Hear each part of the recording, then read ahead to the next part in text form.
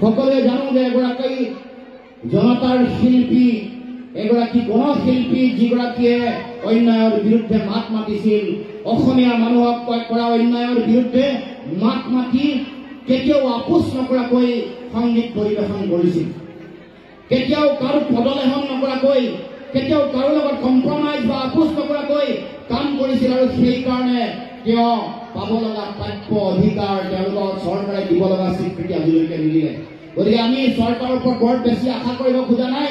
মই এটা কথা আজি এই শিল্পী দিৱসৰ মঞ্চৰ পৰা মই অইল ইণ্ডিয়া কৰ্তৃপক্ষ, অসমৰ মাটিৰ তলৰ পৰা তেল নিষ্কাশন কৰি অন্যতম ধনী ৰাজহুৱা খণ্ডৰ উদ্যোগ হিচাপে প্ৰতিষ্ঠা কৰা অইল ইণ্ডিয়া লিমিটেডৰ সমগ্ৰ বিষয়ববীয়াসকলক, CMDকে ধৰি সকলো ডাইৰেক্টৰক ক'ব খুজিছো যে ৰাজীৱ ভটিয়াৰ পত্নীক অইল ইণ্ডিয়া লিমিটেডত চাকৰি প্ৰদান কৰিব লাগে। এইটো দাবী উত্থাপন কৰিছো।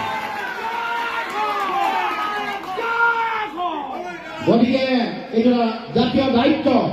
এই দায়িত্ব আজি শিল্পী দিৱসৰ শুভ ক্ষণত অইল ইণ্ডিয়া কৰ্তৃপক্ষ, আমাৰ এই অঞ্চলবোৰতো অইল ইণ্ডিয়া লিমিটেডৰ খনন আৰু উৎপাদন হয়।